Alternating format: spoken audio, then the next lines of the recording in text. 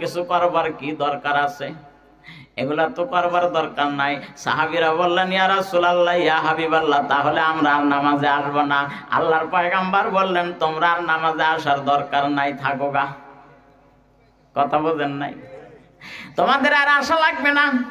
কিন্তু বাজান, যার হৃদয়ের ভিতরে আল্লাহর প্রেম আছে, আল্লাহর মহব্বত আছে, আল্লাহ পাকের ভালোবাসা আছে, পয়গম্বরের সুন্নতের ইত্তেবাত আছে, ওই মানুষটার চোখের মধ্যে তন্দ্রা আসে না। দেখবেন রাত্রি গভীরেও যদি ঘুমায়া যায়, যারা জামাতে নামাজ পড়ার অভ্যস্ত হয়ে গেছে বাজান, এই মানুষগুলা মুয়াজ্জিনের ডাক শোনার সঙ্গে সঙ্গে তাদের ঘুম ভেঙে যায়।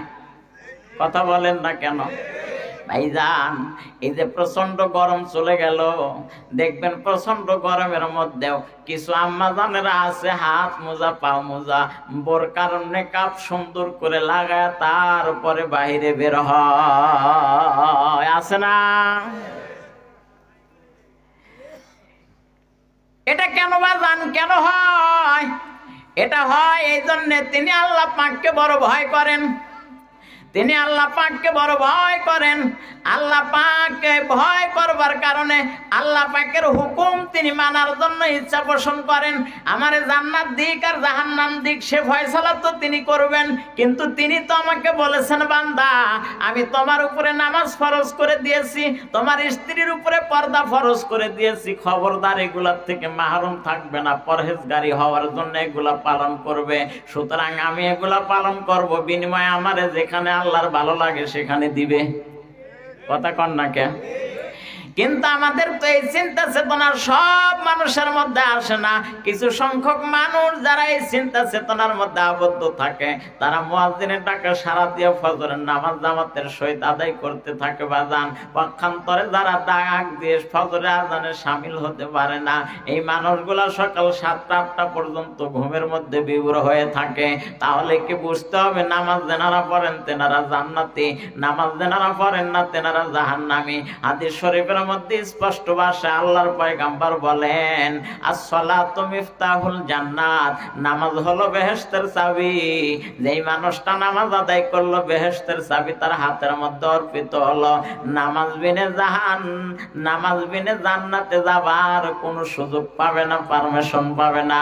এ মুসলমান ভাইজানেরা আমার, বাবাজিরা আমার, আল্লাহর পয়গম্বর যখন এ কথা এশারে নামাজ পড় ব্যক্ত করে দিলেন, হযরতে আলী পয়গম্বরের সাহাবী, শুধু সাহাবী নয়, তিনি পয়গম্বরের মেয়ের জামাই।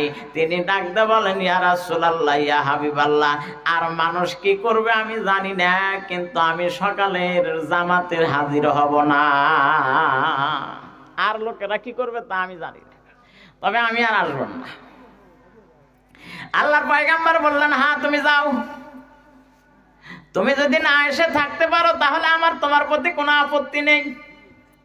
ভাইজান, হযরতে আলী রাদিয়াল্লাহু তাআলা আনহু নবীর একজন সাহাবী। তিনি কেমন সাহাবী বাজান? এমন একজন সাহাবী যিনি কবরস্থানের পাশ দিয়ে গেলে চোখ থেকে দা দা করে পানির ফোঁটাগুলো ছেড়ে দিতেন। কেন কান্না করতেন বাজান? তিনি কান্না করতেন এই ভেবে, এই কবরটাই হলো মানুষের জীবনের প্রথম একটা ঘাঁটি হবে, মঞ্জিল হবে। এই ঘাঁটির থেকে যদি মানুষ নিস্তার পেয়ে যায়, তাহলে বাকি ঘাঁটিগুলোর থেকে মানুষ নিস্তার পেয়ে যাবে। এই জায়গার মধ্যে যদি কেউ ধরা খেয়ে যায়, বাকি সব জায়গার মধ্যে সে ধরা খেয়ে যাবে। আল্লাহ তুমি আমার এই প্রথম ঘাঁটির থেকে হেফাজত করিও।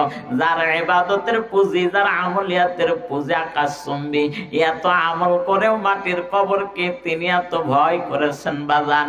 আমি আর আপনি গুনায় গুনায় জর্জরিত, আমার মধ্যে আমল নাই, আখলাক নাই, চরিত্রবান হতে পারলাম না। আমার পরিবার পর্দার মধ্যে থাকতে পারলো না, রাখতে পারলাম না। আমাদের ছেলে মেয়েদেরকে দিন শিখাইতে পারলাম না, দিনের উপরে চলাইতে পারলাম না। এমত অবস্থায় আমার অবস্থাটা কি হবে? একটা বারের জন্য আমরা সেই চিন্তা করে দেখলাম না।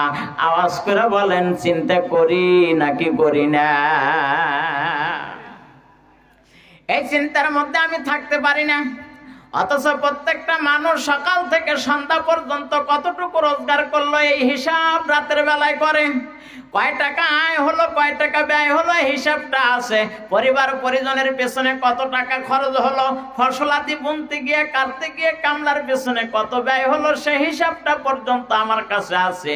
কিন্তু আমি কয়টা গুনাহ করলাম এই হিসাবটা আমার কাছে নেই, কয়টা নেকের কাজ করলাম এই হিসাবটা আমার কাছে নেই। হযরত আলী রাদিয়াল্লাহু তাআলা আনহু বলেন, আমি আগামীকাল ফজরের সামাতে শরীক হব না। আল্লাহর পয়গম্বর বললেন, তুমি যদি না এসে থাকতে পারো আমার কোনো আপত্তি নেই, তুমি আসো না।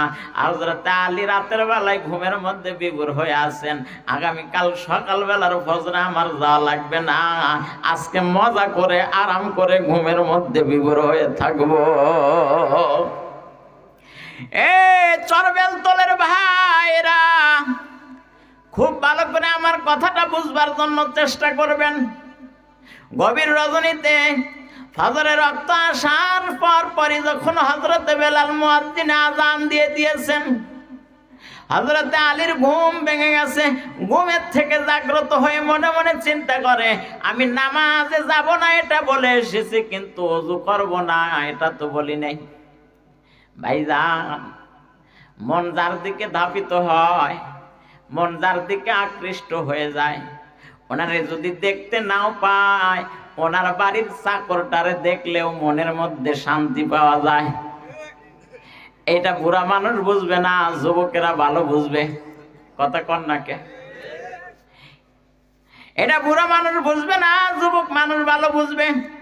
কারণ যুবকদেরই তো বাড়ির মালিকানা, যুবকেরাই তো ভালোবাসার ফাঁদে ফেলে মানুষদেরকে নিজের জালের মধ্যে আনার চেষ্টা করে।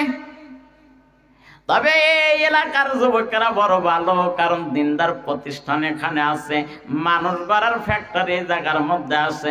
সুতরাং এই এলাকার যুবকেরা বড় ভালো। এই যুবকেরা এই ফাঁদ সম্পর্কে কোনো ধারণা নেই।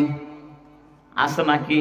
মিটি মিটি করে কত হাসতেছে, কয় কি হুজুর, এগুলো আমরা হলো অলরাউন্ডার। কথা কন না? মুসলমান ভাই, হযরত আলী বলেন, আমি নামাজে যাব না বলেছি, ওযু করব না এটা তো বলি নাই। যাই ইস্তেঞ্জার কাজকে সমাপন করে আমি সুন্দর করে ওযু করে বসে থাকবো। ভাইজান, সুন্দর করে ওযু করে যখন ওযুর কাজটা সমাপন করেছে, ওযুর পরে একটা আমল আছে বাজান। কোন ব্যক্তি যখন ওযু শেষ করে কলেমায়ে শাহাদাত পাঠ করতে থাকে, আল্লাহর পয়গম্বর সাইয়্যিদুল মুরসালিন খাতামুন নাবিয়্যিন তিনি বলেন, ওযু শেষ করে যদি কলেমায়ে শাহাদাত পাঠ করে দেয়, তাহলে ওই মানুষটার জন্য জান্নাতের 8টা দরজা খুলে দেওয়া হয়। আওয়াজ করে বলেন না সুবহানাল্লাহ। এই মজলিসের মধ্যে যারা আসছেন,